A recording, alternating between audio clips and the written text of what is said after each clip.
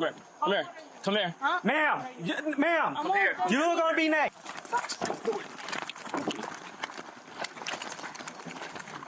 It was a seemingly routine call that brought police to a Florida Walmart. Management reported a customer, a young woman, was behaving aggressively and refusing to leave the premises. The request was simple: have her removed for trespassing. But the situation would prove to be anything but simple. Before the officers could even address the original complaint, a separate incident in the parking lot demanded their immediate attention, setting the stage for an afternoon of escalating defiance. While navigating the parking lot, the officers observed a car being driven by someone who was clearly a minor. A traffic stop confirmed their suspicions. The driver was a 15-year-old girl without a license. Her mother was in the passenger seat, having sanctioned the illegal driving lesson in the middle of a busy retail environment. The officers took the mother's license to begin writing a citation for the violation, a standard procedure that should have been the end of her interaction with law enforcement for the day. It wasn't. She's not 14. But does she have a permit? Does she have a license? Not yet. Okay, it's illegal. If you want to do this, we can take everybody out of the car, tow your car, and you can figure out how you're going to get home. If you guys want to do that, it's fine. We'll do that. Let's do it. Let's do it. Give me your license. No, sorry. Okay. No. Give me your license. Hold on. Leaving the mother and daughter to await the ticket, the officers proceeded into the Walmart to handle the trespassing call.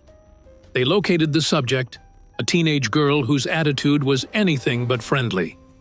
The officers' initial approach was straightforward. They informed her that store management no longer wanted her on the property and she needed to leave immediately. They presented her with two clear options: walk out freely or be arrested for trespassing. One time we can take you to jail. It's up to you. Now, what do you want to do?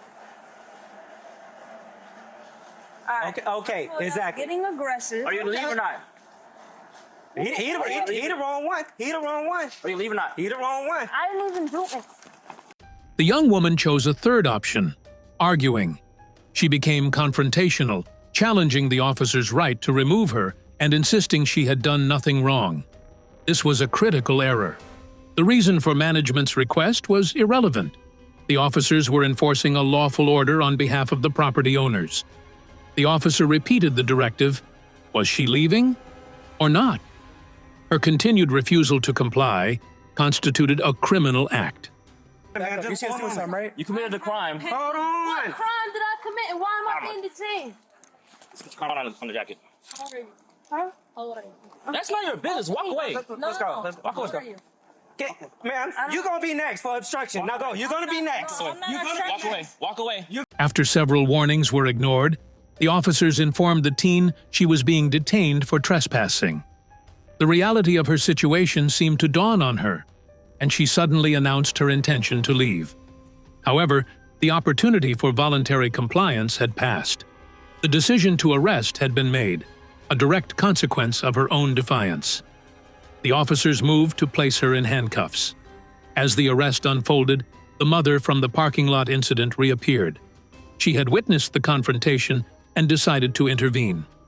Foregoing the opportunity to quietly deal with her own legal issue, she approached the officers and began questioning their handling of the teen's arrest.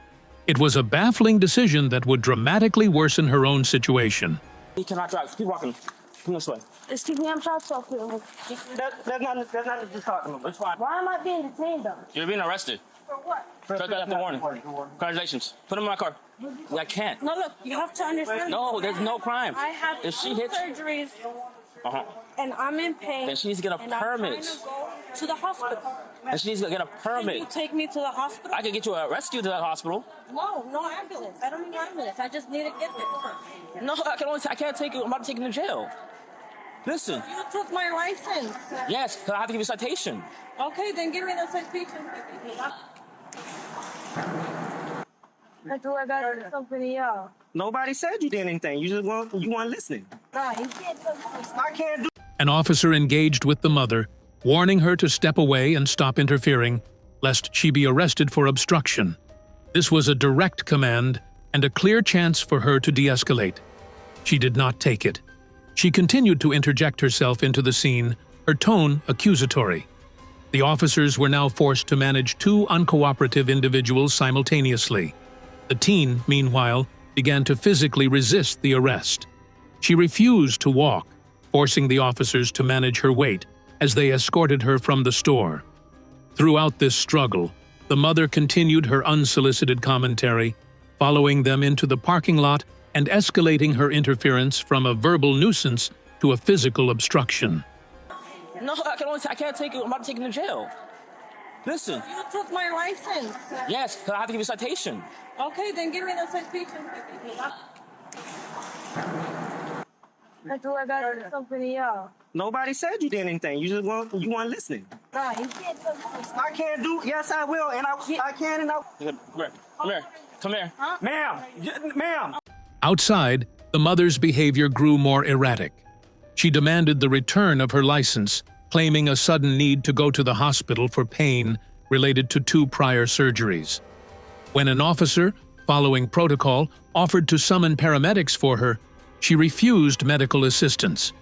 Her story was inconsistent and appeared to be a ploy to gain sympathy and derail the officer's actions. The officer explained that he could not drive her to the hospital, as he was in the process of transporting the teen to jail. He still needed to finalize the citation for allowing her unlicensed daughter to drive. This explanation did not placate her. She seemed unable to comprehend that the officers had duties that did not revolve around her. Move and face the car. Stay on the Oh, bro, get off me. Get in the car. You're literally hurting. Get in the car. Let me hurting for no reason. All right, do we need to put him in the office or just put him in the back? Just put him in the back. I'll let you know. Class is getting so rough, you're gonna end up fucking our sound. What do they have there? Trespassing. Signal While this was happening, the arrested teen, now seated in a patrol car, began to express her distress. Her earlier defiance was replaced with claims that she was being hurt and treated with excessive force. She was attempting to reframe the narrative, casting herself as the victim, a portrayal directly contradicted by the body camera footage of her active resistance. With the teen secured, the officers turned their full attention back to the mother. Her list of poor decisions was growing rapidly. Beyond allowing her unlicensed daughter to drive, officers had also noted another child in the car who was not in a proper car seat or even buckled in.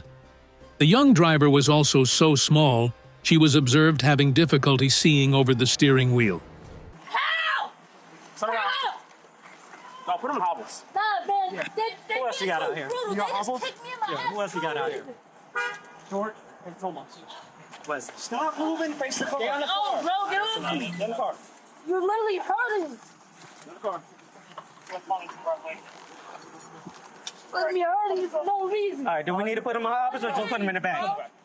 When the officers confronted the mother about these additional safety hazards, she became defensive. She attempted to blame the officers' patrol car lights for her daughter's inability to see properly, an illogical deflection of responsibility.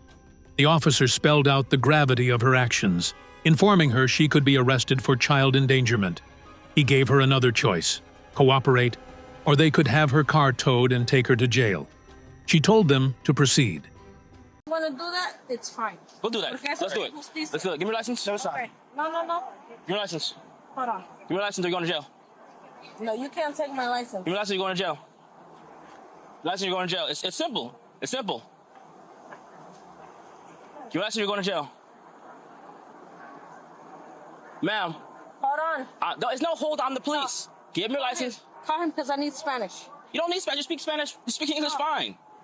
So what are you trying to take my license for? Okay, go. Acting on her challenge, the officer again demanded her license. She refused. She then claimed to need a Spanish-speaking officer, despite having communicated fluently in English up to that point. The officers recognized this as another stalling tactic. The command was given one last time, with a clear ultimatum: produce the ID or be arrested for obstruction. She refused and physically resisted as an officer attempted to place her under arrest. In a final, futile act of defiance, she concealed her license in her clothing. The officer informed her that this would not prevent her arrest. It only solidified the obstruction charge. She had successfully transformed a traffic ticket into multiple criminal charges through her own actions. You can't. What are you arresting me for? Contributing to a minor. Hold on. Drop, give me, just put it right here then. Put it right here. Drop your, Leave it there. leave your license too. Hold on. Put your license down too, please. Miss, we're not gonna do this back and forth. You know why he's trying to arrest me? Because I took a video of... No, that's not why. He said that I was obstructing their way. Give him your license. You can't... In the other patrol car, the arrested teen was receiving a practical lesson in law and consequences. She questioned why she was being arrested, and the officer patiently dismantled her flawed understanding of the situation. He explained that Walmart is private property. Once an agent of the property, like a manager, asks you to leave, failure to do so is trespassing. Her feelings about the fairness of the request were legally irrelevant. The teen then tried to debate the specifics of the command, insisting she was only told to get off a motorized cart, not to exit the store. She demanded an immediate review of the body camera footage, operating under the mistaken belief that she could direct the course of the investigation from the back seat of the cruiser. The officer explained that was not an option, and that the evidence would be handled through the proper legal process. Because you're doing an injustice with the little boy. That's why you're trying First to take of all, me. are you done talking? I'll tell you what's going on. Okay. Are you done? Yeah, I'm done. All right, so your child has no... Your child has... I Does your told you child that have... I'm in pain. No, Okay, I'm cool. in pain. Yeah. And you don't listen to me. Okay, do you need the I'm medics? trying to go to the hospital. Yes, I need need the the medics. medics? Yes. Have a seat, my friend. Now go to DCF. Yeah. Go to DCF. Seeing her distress, the officer offered the teen a chance to lessen the severity of her situation. He explained that he could book her into jail as an unidentified Jane Doe. This would make it significantly more difficult and time-consuming for her parents to locate her. The alternative was to provide her name and date of birth. It was a simple request for cooperation. The teen's pride and misinformation led her to refuse. She declared the request illegal. The officer inquired if she had attended law school. The teen claimed she had, but could not name the institution when pressed. She then attempted to lecture the officer on the concept of a public servant, arguing that she was not required to provide personal information. The officer calmly corrected her, informing her that state law requires a detained person to identify themselves to law enforcement. Her legal theories, likely gathered from unreliable sources, were incorrect. Faced with the methodical collapse of her arguments, she fell back on one last show of defiance, telling the officer to just take her to jail. You have to ask me my name? How dare you? You have no respect. Let's close the door. Where do you live and what's your name? Because this can help you out, either going to the jail or going home. So, You're going to take me to jail? yes, we will. Or you going home. So, your name and your Take me address. to the police station. Do you have his name? What? He wants out to. Is it? Give a name? No, he said take him to the Oh yeah, cool. police. And what chance only? I actually take Give you me to the police station. your name. The moment the words left her mouth, the finality of her choice seemed to hit her. The bravado vanished, replaced by panic. She tried to backtrack, nonsensically declaring that she was in charge and that if she gave her name, the officers would have to release her. It was a confused, desperate plea to regain control. The officer informed her it was too late. She had been given her chance and had made her decision. And Trespass. I didn't know I was trespassing. yes, at a when Walmart. people tell you to leave, Walmart's private property. All right. Okay, can we go over the police tape then? I mean, the tape on his camera. No, that's not how this Yes. works. It's Yes, not it we. is. You go over that later. He didn't tell. The way he told me that I had to get off the cart, so I returned the cart back to him. He didn't ask me to leave, and that's why I'm asking We you to go asked- over the Ma- tape. ma- Who was we? Because you weren't I there. was there when I put you in handcuffs. Those are my handcuffs, right? Okay, but when I was in the store, in the Yes, store, and we asked you to leave. who was we? You weren't there when I was just there. What are you talking about? Can we start? The teen's composure broke entirely. The defiant law scholar was gone, replaced by a frightened young woman. Her voice cracked as she began to plead with the officer, begging him not to take her to jail. But the process was already in motion. Her persistent attempts to control the officers and defy the law had sealed her fate. The regret was overwhelming. a stark conclusion to a conflict she had single-handedly initiated and escalated.